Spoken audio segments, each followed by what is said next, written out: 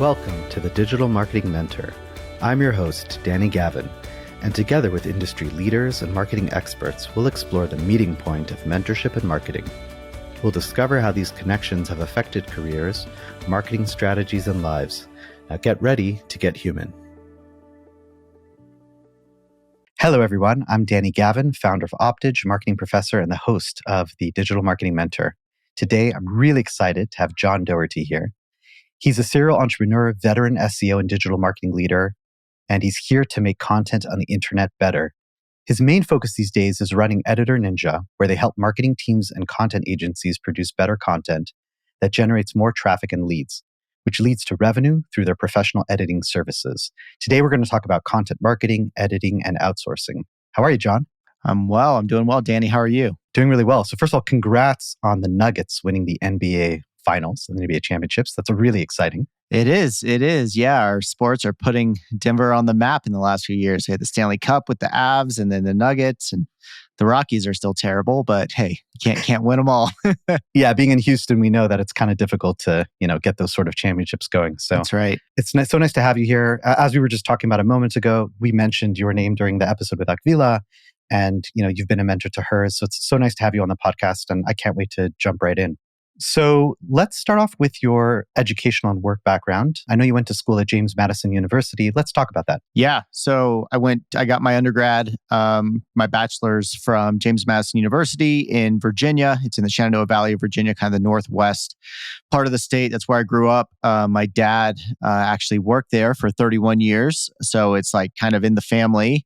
My older brother also went there. I actually didn't want to go there originally. I wanted to kind of get out of town, looked at actually coming out to Colorado, which is where I live now. I've been out here about 6.5 years, but I looked at going to like CU Boulder, different places like that. I got into Drexel in Philadelphia. I got into Appalachian State in North Carolina, but I ended up going to JMU because it had the right, what I thought was the right program for me with what I wanted to study at the time, which was actually like video and video production. And basically, long story short, I ended up not getting into that program and then found this program that it was called Technical and Scientific Communication. Which people are like, what the heck is that? I tell people what my major is, and they're like, huh? I'm like, it was kind of JMU's a state school, but it was kind of a liberal arts degree within the context of this, much bigger, like 20,000 student, undergrad student, university, state school. Basically, I was trained as a documentation writer. They had a concentration of what they called online publications, basically front-end web development. So I learned that in like 2006, 2007. So that served me very well over the years, but I also got to take a lot of communications classes. So I got to take like public speaking courses and other writing courses, some creative writing courses and that sort of thing. So, I kind of put together my own degree to a point, and I love writing, I love creating, I do love speaking.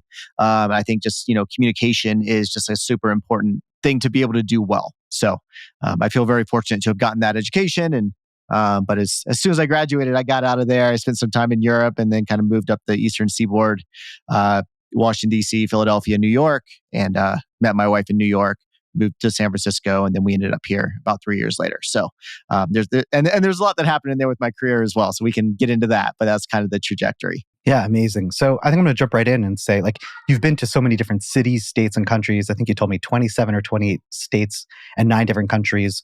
What led you to be such a nomad?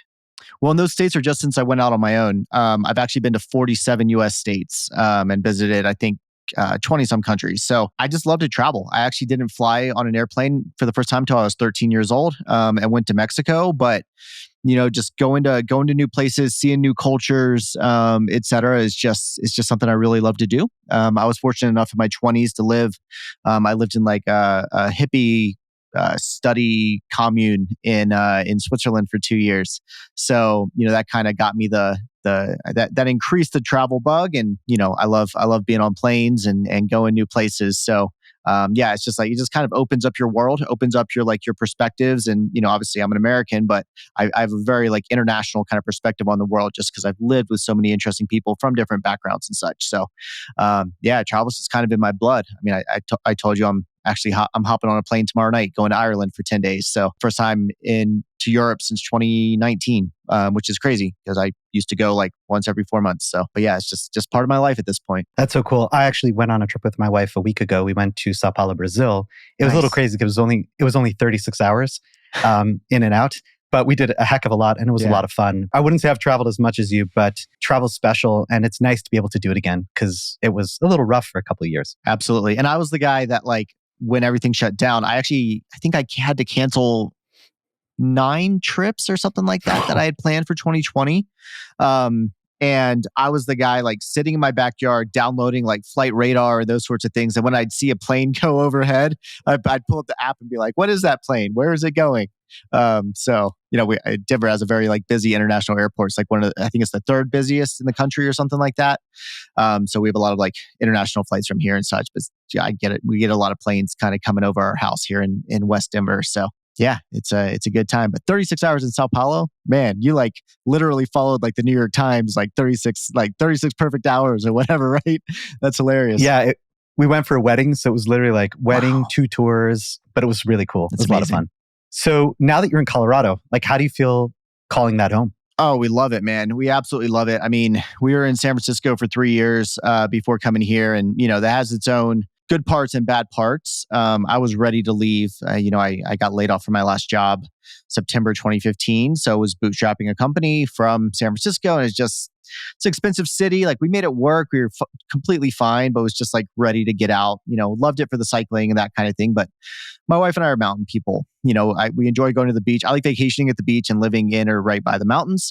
So we're like just a couple miles from the foothills here in Denver, which is awesome. Like I can see all the way up to Boulder from my office, which is pretty great. But we wanted to live, somewhere that was just a bit more like mountainous, and Denver just kind of fit the bill. Family and friends nearby and all of that. We spent a lot of time up in the mountains as well, a lot of skiing and mountain biking and that kind of thing. So, and then also Denver is actually a very like entrepreneurial town, which I kind of knew, but didn't really appreciate until we got here.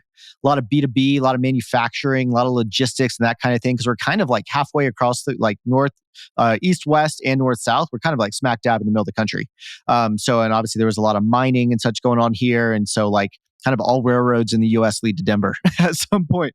We have one of the U.S. mints and all that, just got everything coming out of the mountains. So there's just a lot of like entrepreneurship going on here as well. And just like good, balanced, people living here too. It's not like the Bay Area where it's like all about tech and whatever. And New York is all about like the happy hour scene, that kind of thing. And people are very like invested in their careers there. And when I lived there, that was the time in life I was in. But now like a bit more balance, have a family, bit more space, that kind of thing. So we love Colorado. I mean, we're not leaving. Yeah, I feel like during the pandemic, I feel like half of Texas emptied out to Colorado. At least the people I know. Yep. So it's definitely a go-to destination. Yeah, it's a good spot. So let's move over to mentorship. So John, how would you define a mentor? So I think about a mentor as someone who is, I kind of put layers to like relationships in business. First one is your peers. So they're the people that like are kind of doing similar things as you, kind of on the same trajectory as you, at the same stage as you, that kind of thing. And you can grow through.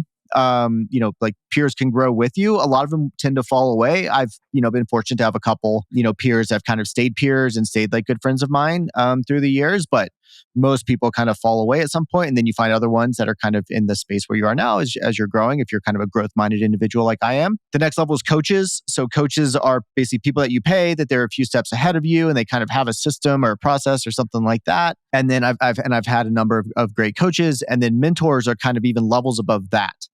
So they're people that are probably 4, 5, 6 steps ahead of you. You're not necessarily paying them, though maybe they do become a coach of yours because like you grow a lot and then you've gotten closer in. It's like, all right, it makes sense to work one-on-one. But the way I see mentors is they're actually like quite a bit further ahead of you and kind of give you their time. And they're the kind of people that like 30 minutes of time with them, or even not even that, 10 minutes of time, like you start talking about one thing and they ask a question and it completely changes how you're thinking about it. And you're like, oh, okay, I'm good. It's not like they're not teaching you like how to write email copy or have you sent this Dean Jackson like 9-word email. Like that's the place for a coach, right? These are people that they're just like, actually, that's the wrong question. Think about it this way. Or like you're completely missing this thing. And you go, oh, all right, you just completely changed my paradigm. So that's who I think of as mentors. And then you can also, of course, be like peers, a coach, or mentor to others. So I think that's a really interesting lead into who you've mentioned is being one of your most influential mentors, who was actually, I believe, a coach of yours as well, Chris Lima. Yep. So I'd love to know about your relationship with him and why is he like your mentor? Yeah. So Chris Lima is my coach, my business coach. He's been so for a long time, number of years now. So when I was first getting my other company, Credo, off the ground in 2016, I was building it on WordPress. I still build everything on WordPress, at least like marketing sites. And I met a guy there in San Francisco who used to work for WP Engine. And he was like, "Oh, you're doing this on WordPress? You should talk to this guy, Chris." So he had known Chris for quite a while in the WordPress space, and Chris like did a call with me just like for free. And I told him what I was doing, and Chris likes to say that I was a guy with a dream, a WordPress site, and a Gravity form. I mean, he literally did the like, wait, it was like a 15-minute call. He's like, "Wait, you're doing what? And you're doing it how? No, you're doing it all wrong. Do it this way." And I'm like, "Okay." So I did it that way, and we went from $2K a month to about $20K a month in 8 months. And I was like, okay, this guy knows what he's talking about. And I actually booked a call with him in like November of that year. I remember I was in New York City. My wife, this is 2016. My wife and I had just done an around the world trip. And then we were in New York. She was starting her job. She worked for Trello for about 5 years. And she was starting her job at Trello. It was remote, but they're based in New York. And I remember doing a call, like booking a call with Chris on clarity.fm. And we hop on the call and he goes, "Wait, you're Austin's friend, right?" Austin was the guy that introduced us. I'm like, "Yeah." I was like, "Yeah, we talked, months ago and we did, you told me this and, I've gone I shipped it and I've gone 2 to 20,000 a month in revenue." That month it was like 18 or something. And he's like, "I don't want you to pay me for this call. Here's my Skype," because this is pre-Zoom, right? "Here's my Skype. Call me there." So he hung up on Clarity. He won't even let me pay him. And we hop back on. He's like, "All right, here's what we do next." And then the next year, 2017, we had moved to Colorado. And I remember it was probably like May or June of that year. And I was up kind of late doing some work. I remember sitting on my couch, on my old like gray couch with like a chaise on. I'm sitting there doing some work. And I get a direct message from Chris on Twitter. And he goes, "Hey," so Chris hosts a conference called Cabo Press. It used to be it's in Cabo San Lucas in Mexico. And it used to be just completely focused on WordPress. It's now like more like general business. And I've been fortunate enough to go to it 5 times. I have to miss it this year. But he was like, "Hey, I know I mentioned this to you, but I haven't seen your application. I have one more slot. I'm holding it for you if you want it. But I need $1,000 by midnight." This is 11 p.m. And I'm like, "Okay, send it to me." And so he does. I pay it. I crawl into bed. I tell my wife, like, "Hey, I just, I'm going to Cabo in October. Just paid, this guy on the internet $1,000." And the next morning she's like, "Did you tell me last night that you're going to a conference in Cabo in October and sent some random guy $1,000 last night?" I'm like, "Yes." And she goes, "Is the business paying for that?" I'm like, "Yes." She goes, "Do you trust this guy?" I'm like, "Remember the guy that told me what to do with Credo and I did it and it worked?" And she's like, "Yep." I'm like, "It's that guy." She goes, "Okay, sounds good." So anyways, it's just kind of gone from there. Chris has been my coach since like early 2019. And he's just been a phenomenal like influence on my life, just like my business, just guided me through a lot of stuff, guided me through some personal things as well. And, he was a mentor that became a coach and now he's my coach, but he's also my friend. So, which is the way I think those best relationships go, Yeah, totally. And just to think about how it all started was just by a referral, right? A recommendation. Totally. Yeah. It was like, "Hey, you should talk to this guy." And the fact that he said yes, was pretty awesome. Amazing. And so it just shows you one meeting that could eventually change the whole trajectory of someone's future. Absolutely. And I'm sure you've given a lot to him as well. I hope so. I hope so. Yeah. We'll have to get him on and ask him, right? Yeah. That's right. Moving on to mentoring others. So now, you started and work on EditorNinja and you mentor the editors at EditorNinja who are actually mostly working on their first professional jobs. How's that going? Yeah, it's going well. I mean, we're low 5 figures a month in revenue at this point. We have some awesome customers. Mostly agencies and like in-house like content and SEO teams, as one might expect, mostly editing, marketing content. And most of the people we've hired, with a couple of exceptions, but for the most part, all of our editors actually went through this one program at this one university in Virginia, just like coincidentally 30 minutes south of where I grew up. So like I used to go to like events and such like in that town, but I have like no connection to the university itself. But I found my old assistant, she graduated from that program. And so basically that's who we hire most of our editors through. But a lot of them they've either like just graduated or they're about to graduate. So I mean, it's mid-June now. So like I have 3 of them that just graduated last month it's a dual master's program. So they get a master's of literature and an MFA. And then they're kind of looking for what's next, And so like they all work for us on a freelance basis, and it gives them good consistency, of work. They get good experience. Some of them we've gotten them kind of interacting more with customers or clients. And so, a lot of it's just like, it's not like I'm not an editor, Danny. I actually am not an editor. I'm a writer. I can do like kind of developmental editing, giving feedback to writers, like that sort of thing. Obviously, I'm a marketer as well. So like, is this piece meeting the query or meeting the topic? Are we actually answering it right? And obviously basic things like you say 9 tips to blah, blah, blah. Are you giving 9 tips? Like that kind of thing. Are they good tips? Do they make sense in the structure? All that. But like, as it relates to like copy editing, proofreading, editing for clarity, like conciseness, that sort of stuff, like those are kind of trained skills. And so I'm not that. So like I kind of rely on them for that. And I have a managing editor who is also a professional editor. So he kind of does both. Like he owns a couple of accounts, but from like he's their main editor. He also kind of manages the editorial workflow and kind of he's the final QA and that sort of stuff. My feedback and the work that I've done is more on the like, how do we leave comments on documents that are going to actually drive change, as opposed to like, there have been some comments that a piece will say something like, the better option is blah, blah, blah. And there are a couple times where I looked at it and it was like, and an editor left a comment that it was better than what? And I'm like, I get that. And like, if you're saying that to me, who like that's fine and I'll take it that way. But like, there are some ways to kind of to improve this feedback, right? Like, just quite as simple as, when you say better, you need to have you need to have an example of what is better than, right? Like things like that. And so it's more like kind of the around the like professionalism. I've helped some of them with like time management and that kind of thing, just because like they're freelancers and it's their first freelance gig, and some is their first professional job. And I've done this for 15 plus years. So, can kind of help them out with like, here's how I organize my calendar. Here's how I did it as a freelancer, like that kind of thing. So yeah, it's more like the like professional development side is kind of how I mentor them, not the like editing side, because like that's what they're best at, right? Just like Chris Limit doesn't mentor me on like SEO, right? Or like really like digital marketing. He gives me ideas, or he's like, hey, I saw so-and-so was doing this and it was their business is very similar to yours. And so like, you should think about that. I'm like, oh, great idea. I haven't thought about that. But like Chris is more like around like business ops and growth and hiring and that kind of thing. The things that like I am not world-class at, right? And that I've gotten a lot better at. So. And what's the feedback that you get back from the editors that you're mentoring? Like, do they appreciate your input? Like, what's in general the feeling? Yeah. It's funny because they love feedback. Like I kind of hate feedback. I love feedback when it's from people that I know and that I trust.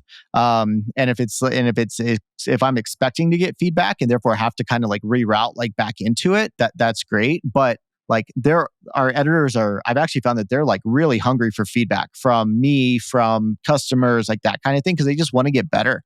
And so it's always been well received. I'm also careful to not like offer it when I haven't really been asked for it. When they come to me and they're like, hey, I've been struggling to blah, blah, blah, to manage my time well. And then I'm like, yeah, sure. Happy to dig into it. Right. Here's some things that have worked for me. And they're like, oh, great. Thank you. This is so helpful. And I think part of that, and the fact that people are willing to come to me as me being like the founder and their boss and all of that, I hope speaks well for our culture, and that like I'm an approachable, founder and I really care. And because I really do. But yeah, it's always been well received, simply because I haven't like tried to like put it on them, especially if it's like professional feedback. They're like, oh yeah, totally get it. And I try to couch it very like empathetically. I try to understand like, where they're coming from and all of that. And, and also just like tell stories from my own side about like, because I've made every mistake in the book when it comes to client management and consulting and all of that. So, I could actually share that, like that knowledge. Do you have set routines with them? Like, hey, we meet once a week, or is it more just that open door policy? It's more the open door policy. We're remote, mostly asynchronous company. So most of our communication happens on, almost all of our communication happens on Slack. So yeah, it's more that. So yeah, we don't have like a set cadence with them. I do have a set cadence with like my assistant, with our managing editor, like that kind of thing, for like reviewing work, reviewing upcoming accounts, reviewing problem accounts, like that sort of stuff. But it's mostly like asynchronous, and it's me, my assistant, and then we have 7 editors at this point. 9 people, and then we have like various like consultants and such that I'm working with on other things. But kind of the core team is like 9 people at this point. So like we're not huge. I'm sure once we get to like 90 editors, like stuff is very much going to have to change. But at this point, we're still like, all right, who's our best customer? What are they really looking for? How do we keep them around? What levels of communication do we need? Like all that sort of stuff. So, we're still early enough that we haven't had to do that. So what are your keys to mentoring success? As a mentor, one of the things that I look for is really looking at if the person is actually going to take action on the things that you're doing. Because remember, mentor is an unpaid position. If someone like I didn't come up with this term, but I've heard people call label people who like ask a question and then they're like constantly pushing back and they go and do something else. They call them ask holes. So like, don't be an asshole. And if you're a mentor, don't like try to mentor assholes. Like if someone comes to me and they ask for my opinion on something that like I'm an expert on, and then they just completely disregard my advice because like they think they know better. I'm like, I mean, that's your choice. That's your right. Like, I'm not going to tell you it's not, but like, also don't come ask me again, or I just give them less time the next time they come and ask. I think that's the big one. It's really like as a mentor, look for the people who are like really curious, that they're asking good questions. You can kind of tell if someone's actually like valuing your opinion by the questions that they ask. And they'll often like pull on like, well, when you were at this position, when you were running this company, when you were consulting with this client, like whatever that is, they kind of have like specifics and they have specific questions as opposed to like, how do you think about SEO? And I'm like, versus it's like, just go to Twitter talking, and right? you'll see. Yeah, basically. Yeah. Go to Twitter from like 2011 to 2016 when I was talking about that, widely. Go read my blog, which like has all of that from a long time ago. But if it's like, I heard you talking on this podcast and you mentioned this thing about sales and I've been struggling with this and I tried this, what am I doing wrong? It's like, okay. You're very specific in your ask and you kind of understand what you're getting at. So I think that's the biggest thing when it comes to mentorship. And then I think another part of it is like, it's two levels. One is you, as a mentor, deal with the question that they're asking you, right? So like you have to give them the answer at some point. But also, like I was mentioning that mentors are the ones that like you spend 10 minutes with them and they kind of change your whole like perspective and trajectory. As a mentor, from your experience, being able to ask those questions and even tell them like, you're actually asking the wrong question. Like you're asking me this very specific thing. And if that is like actually the case, like this is how I've done it before, but are you also doing whatever, like you're having trouble with sales? Sounds to me like you're actually trying to sell to a lot of unqualified people. So do you have a discovery call where you actually qualify them first before you get on a longer call and try to sell them, right? You do? Okay, cool. Are you booking a meeting from that initial discovery call to go deeper? No. Okay, that's probably why people are falling off and not scheduling these follow-up calls. Just like ask them at the end, does next Tuesday at the same time work for you, right? Like that kind of thing. Like you have this broader perspective. You need to bring that broader perspective to them on the things that like they're missing that they don't even know that they're missing. So moving along to the world of EditorNinja, which is your most recent business venture, started in 2020. It's a subscription-based editing service. So what led you to operating an editing company on that model, specifically on a subscription base? There's a few things to it. One is, as I mentioned, I'm a writer, and I actually hate editing my own stuff. So like I'm fine giving feedback to others, but like especially editing my own stuff, I just wouldn't do it. And I'd publish stuff with typos and whatever. And like when it's just you like blogging on a personal blog, it's fine. But when it's like behind a business and meant to build a business, I really realized this with Credo. That I was like, okay, I actually need someone to like do this, for me. I started after the pandemic started because I saw these editors getting laid off. I'm like, well, I could probably get them some work, and was able to somewhat, though I was focused on kind of stabilizing my other business at the time. Yeah, it just kind of went from there. And the subscription model. So I know the founder of Design Pickle, which is like a well-known business in the space. They're like north of $40 million a year in revenue. Just got a lot of funding that they announced a number of months ago. And I saw that model, and I've been a Design Pickle customer, a few times over the years, and was like, I think there's a play for doing that in the editing space. It has its challenges, that's for sure. But what we found is like, if you're relying on like one-off people to be submitting like, content, it's like, it's really hard to get people to pull out that credit card, right? So if you get them to pull out that credit card and they keep getting charged and keep getting the value, right? Because they're producing content consistently, then it's just a much easier business to run, a much easier business to scale because you're not having to like reinvent the wheel and, get 150 new like documents, right? Which are disparate. And then also on the subscription model, you can have consistent like freelancers, and you're able to like, and we're also able to assign specific editors to specific accounts based off of the need. So like this one needs this, or it's in this industry or whatever. This person has edited our last 3 customers that were in that space, or that had this type of content, or whatever it is, right? Or this person is like phenomenal at AP, and so like corporate communications or PR agencies or whatever, they need that, and so like this is our AP editor. This is our UK and Australia English editor, like that kind of thing. Just like having those ongoing, you get to know them, you get to know their needs, you get to know their style guys, that kind of thing, and it just delivers better work over time. So that's why I like the subscription model. Personally, Can totally relate, and I guess that's why also recently, I believe you might have made like a minimum requirement that someone has to sign up for 3 months. We're experimenting with it. That. Yeah, we're experimenting with it, mostly because like we've gotten people coming in that are like kind of kicking the tires and they're just not a great fit. And so we're actually making a few changes around just like our sales process as well, qualifying people deeper, kind of looking at like what have they done, what type of content are they looking for? Because like we've had a few instances, not many at all, but like we've definitely had a few instances where someone comes in and they're like, I need you to whatever, copy edit and proofread this. Or actually it was more like we were doing a lot more like developmental editing, which is meant to be like heavy feedback to the writer. But we were getting companies signing up that basically, and they call it content marketing editing, which is basically like someone that has a trained eye generates the brief, they pay a cheap freelancer or a cheap content service to write the piece, and then they expect an editor to actually make it good. So trying to take D content to A content, and without subject matter expertise or being embedded with the client or whatever, it's just basically impossible to deliver. So we're just doing a lot more like discovery now. And one of the things we're testing is like, if someone's not willing to like, commit even just in spirit to 3 months, they're maybe not a good fit. If like we're having to go and really like convince them, it's maybe not a good fit. Maybe, right? Like it can be debated, and I always reserve the right to walk it back. But we are looking at kind of doing some things like that as well. Well, in an interview you did with Superpath last year regarding SEO content writing, you said that good SEO is baked into the piece while it's being written. So I want you to expand a little bit on that. Why?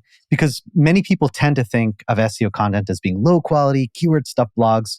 We know that shouldn't be the case. But how do you ensure SEO is still being considered in a piece without overdoing it? Yeah. So, I mean, they're just something I've learned over the years is there are just a lot of different ways to do things right. We've actually been seeing a lot more like kind of AI generated content that's being used for SEO purposes. But the ones that are doing it well have like a subject matter expertise doing it. They're writing the prompts. They're, going deep on it. They're asking, AI to go deeper. And actually, could you expound on this point? Like that sort of stuff. So like I'm all good with that. But, as it relates to like new content being created, you can't just go and like write something, about a topic and then try to shoehorn in like, 3 mentions of this keyword and, call it a day, right? Like you actually need to go at it from a bit more like research perspective of like what kind of content needs to be in there, as well as like at what point in the funnel is this? So like I was talking to someone recently that they're writing content. There's a content marketing agency writing for SEO, and they basically were like, we don't like, if we get writing back from a writer that is at like the bottom of the funnel talking about, I don't even know, white men's shoes, right? Like the first heading shouldn't be like, what are white shoes, right? It should be like, it should be something completely different, right? Because it's just not hitting the need. So, that's kind of like the stuff that you get into like in depth when it comes to SEO. Of course, you can go back, and you should go back and, when you're writing out like, what's the URL? What's the title? What's the meta description? What are the headings? Like all of those things.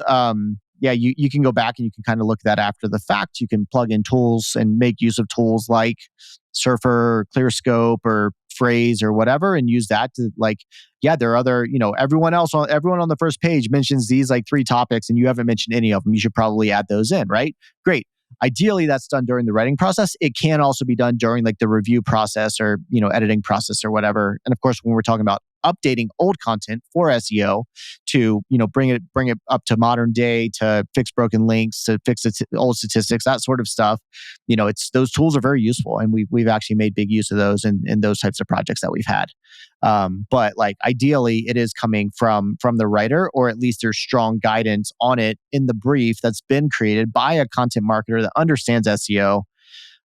So you actually get something back. You don't have to go like rewrite the piece because like it's just not going to rank. So I'm sure there's a bunch of people who come to you looking for your service, but I imagine there's a portion, agencies, freelancers, and small businesses that you kind of have to convince them to outsource their editing.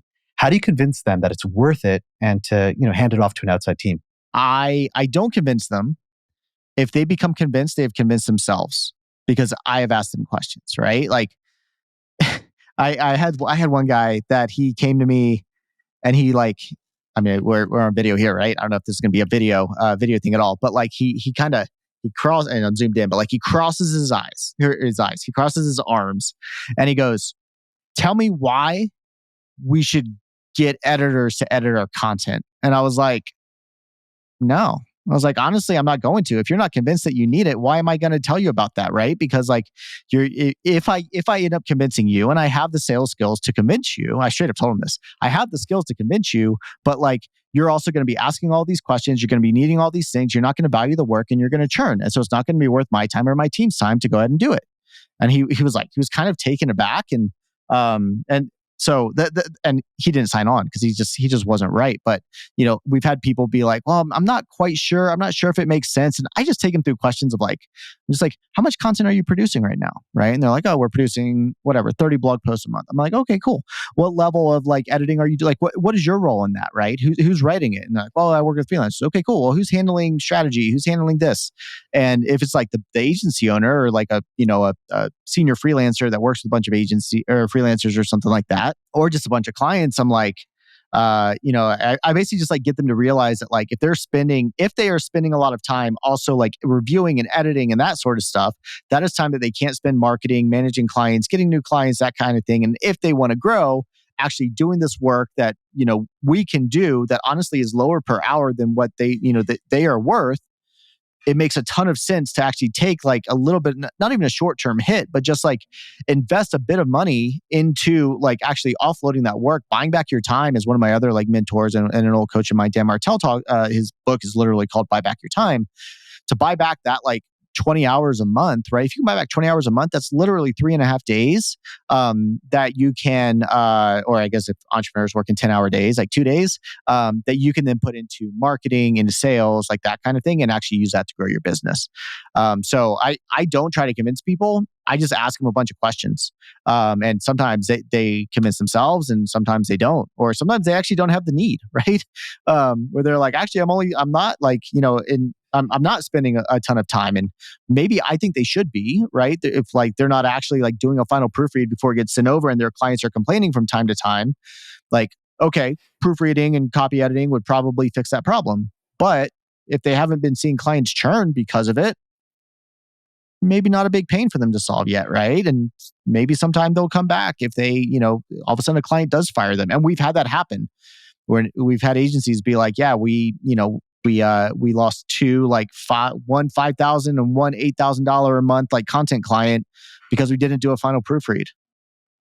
Well, it's $500 a month. Gonna like, would you pay someone $500 a month to not lose $13,000 a month of revenue? You probably should, but like your business, I'm not gonna like tell you have to, but like it'd probably be a smart choice. So anyways, that's how I approach it.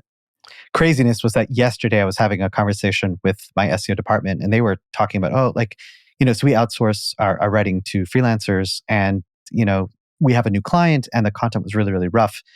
And they're like, man, maybe we should hire in-house, or, and I brought up, hey, did you know there's this thing called EditorNinja? And it was actually just so timely because it was like, wow, that's really cool. That could make a huge difference. So we might become a customer really soon.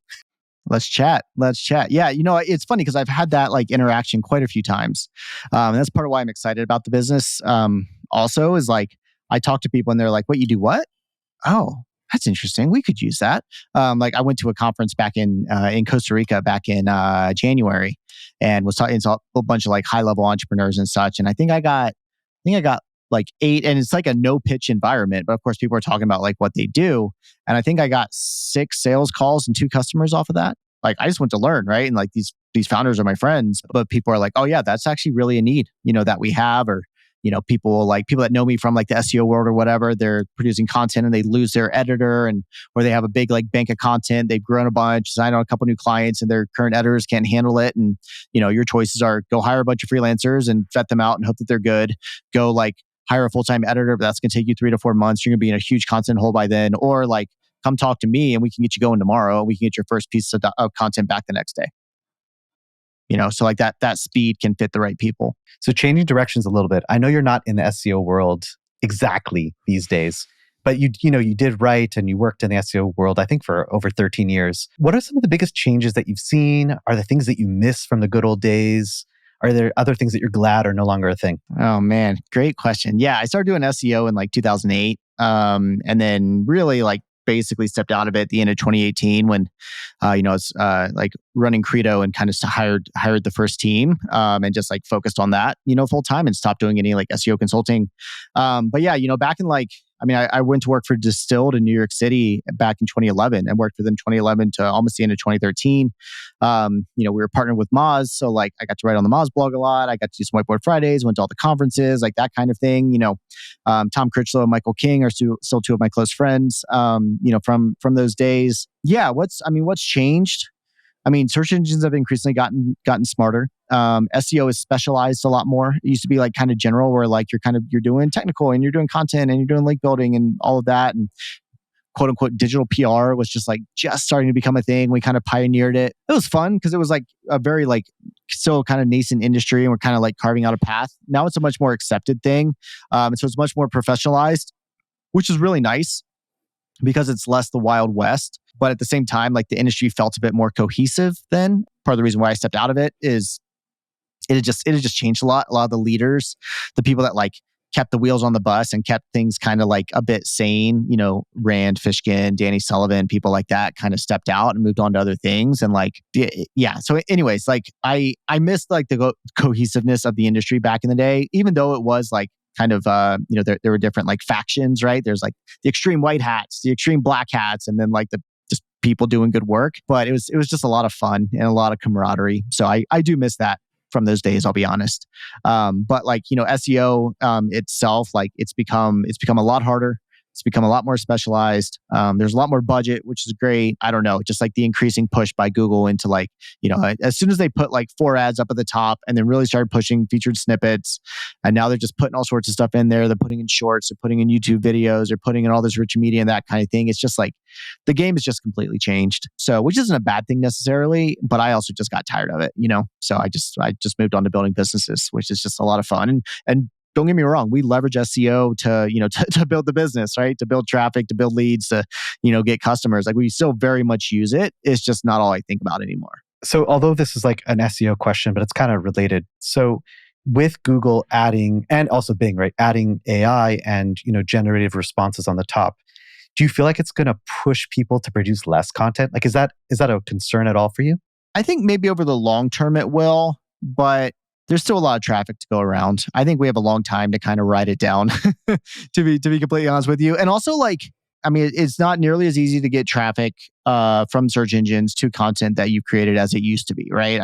I wish I understood, in 2010, when I got my first jobs in SEO, just like how easy it was at that time. I remember slamming, like buying like 50 like exact match anchor text links, pointing them to a specific page, and boom, you rank number 1 for like a 15,000, search a month like keyword. Like it's really hard to do that these days.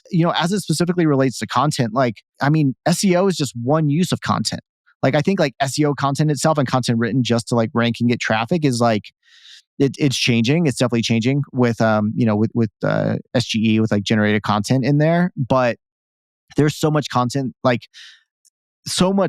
that's created for marketing and sales and business purposes that is not SEO content, right? There's press releases, there's ebooks, there's sales collateral, there's decks, there's presentations, like there's all that stuff. And then, and then you get into like books and academic papers and that kind of thing. Like there is so much content out there that like I feel like we can, we can kind of adjust with the times.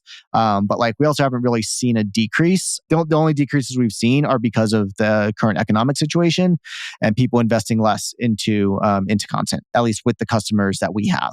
We've had a couple customers like kind of trim back their monthly like spend with us and the amount of content they're putting through simply because they've lost customers. So like that's more the thing, but I expect it to come back, whenever things kind of turn around. But I don't really worry about it. There are definitely questions about like AI and how's that going to affect things, and we're grappling with those questions as well. But we're also working to deliver on it when people need it. Yeah, I think it's early days. I think everyone's in the same boat. So it's just a matter of kind of looking at what's happening. And I agree with you. I think it's going to take a little bit of time before we get to that point where suddenly things change completely. So we're all along for the same ride. Yeah, I think it's kind of going to be like, the way I think about it is like people used to talk about the year of mobile, right? Yes. There was never a year of mobile. Like you look back and then you can see like the trend of like over 7 years, mobile went from like 20% to 60% of traffic, but nothing jumped from 20 to 60 or whatever, So I think it's going to shift like that, and we'll start seeing like a shift of balances and that kind of thing. I don't know what those shifts are going to be, but I think that's more what it'll be. But at this point, content is still very effective for building businesses, building brands, that kind of thing. Yeah, and we don't do any like video editing or anything like that. But and obviously we're not copywriters, we're editors. But I think brands are smart to be like creating a variety of content, especially like long form content, so like podcasts, like here, videos, like that kind of thing. I think those are very smart, like branding and content plays these days, just because people don't really read, like they want to watch reels and shorts. They don't want to watch like long-term stuff. But if you can create long-term stuff that is super effective, right? And it grabs people, right? I mean, look at TED Talks, look at, there's all sorts of like instances of this. I mean, Tim Ferriss's podcasts are on average 2.5 hours long. And it's one of the most well listened to. Joe Rogan's are the same way. They're some of the most well listened to podcasts in the world. So there is a place for those other types of content. So John, with a background, in corporate for such a long time, and then suddenly coming out and building two companies, where did that entrepreneur inside of you come from? So my grandfather was actually an entrepreneur. He ran his own real estate company in Charlottesville, Virginia. But I don't know, man. For me, I've always hated people telling me what to do. And yeah, I just always kind of had the bug to do it. My first freelance thing, I was a painter, an interior exterior painter in college. That's kind of like how I funded things like during the summers. And then I got like a few like kind of quote unquote freelance, painting gigs with, some people like in the church that I grew up in. And, my dad had always told me to have a job that you can fall back on, that you can always go make money with. And painting was it for him and for me, actually. I don't know. I've just always been kind of like entrepreneurial. And when I got laid off, I was like, it's kind of burned out. It had been a tough time. I haven't really talked about that publicly, but it had been a tough time internally. I like changed over to a different brand, and a bunch of drama happened internally, and it's just after an acquisition. And so like just all that drama and power struggles, all that playing out.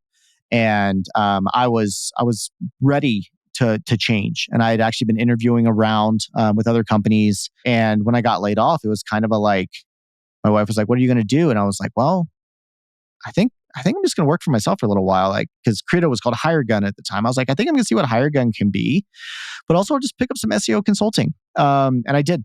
And I just really haven't looked back. So yeah, I had that inclination and just kind of chose. It was a good like chance. I had 3 months of severance, and it was a good like chance to kind of explore it and see if I was going to enjoy it. I didn't know if I was going to, and turns out I did. So here we are, almost 8 years later, but that's kind of the story of it. So you clearly love the work you do, but also traveling and spending time in the great outdoors. So how do you balance the two? And then when you do travel, like being able to disconnect and not have to worry about the business. We live in Denver. We have a house up in the mountains as well. And so like when we go up there for weekends, and it's just like kind of our oasis. I have a hot tub up there, and it's just like super relaxing. It's right near a ski resort. So, honestly, we go up there for a weekend, like Friday or Thursday night or Friday to Sunday. And it feels like I've been on vacation for a week.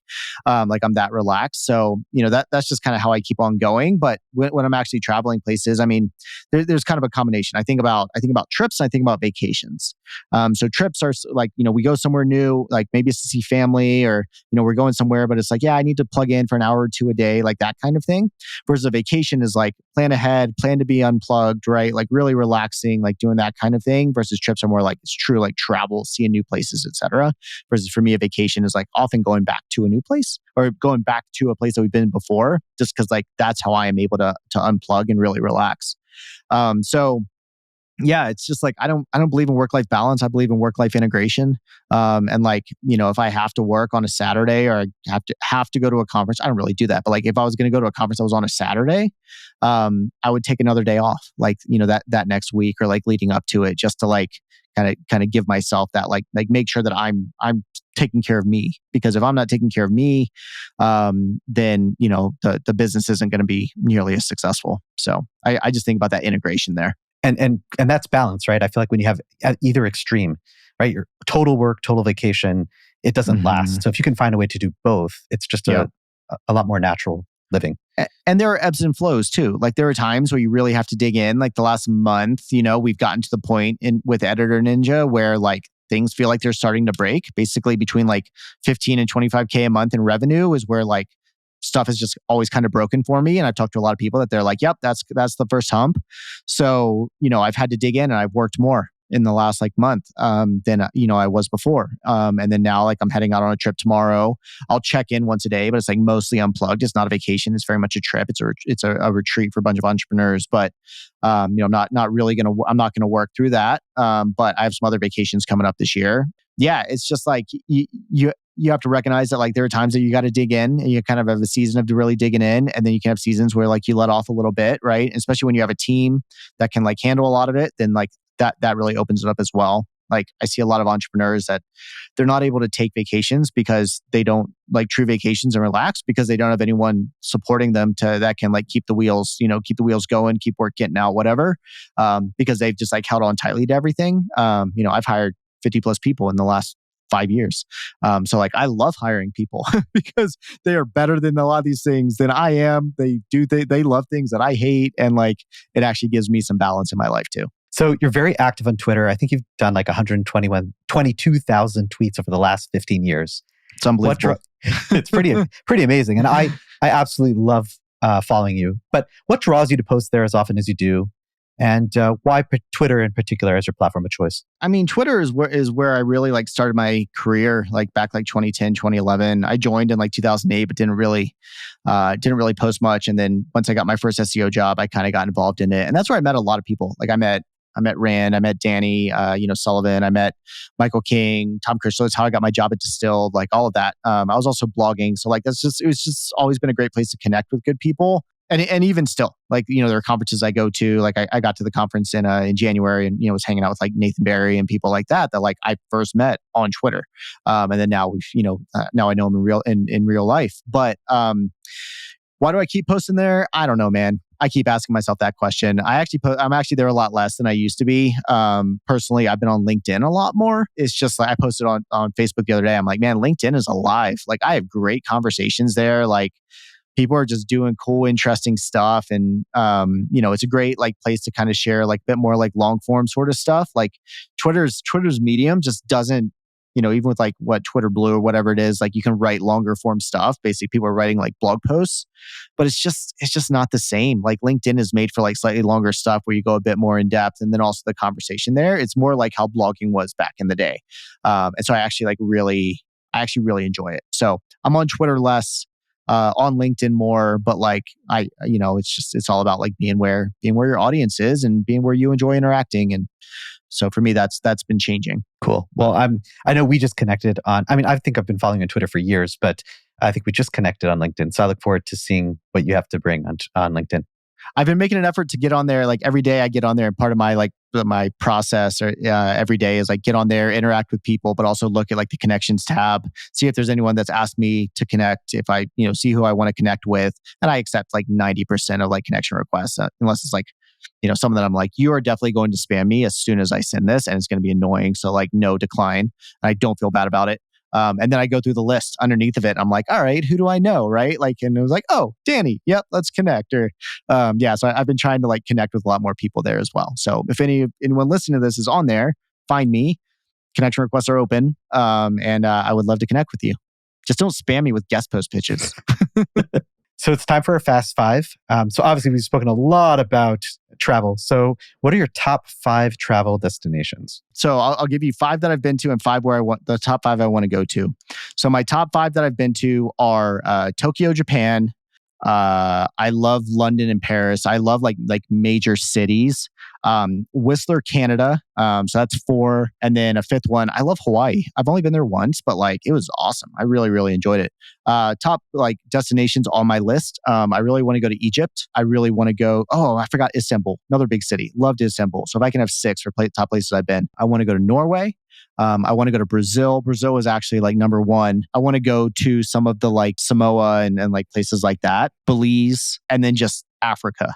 We have good friends that live in Cote d'Ivoire. I've wanted to go to Morocco for forever. I've wanted to go to South Africa for forever. So I think at some point we'll probably take a big trip and do like 3-4 weeks in Africa and just like go a bunch of different places.